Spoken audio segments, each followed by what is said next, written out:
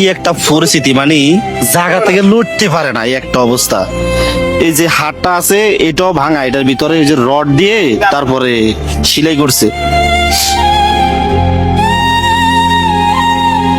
আমার অনেক কষ্ট, আমি কিন্তু কেউ বোঝাতে পারছি না। আপনাকে কি একটা হুইল চেয়ার কিনে দিব আমরা? ওই চেয়ার চালাতে পারবো না, কেন চালাতে পারবেন না? হাতের জন্য।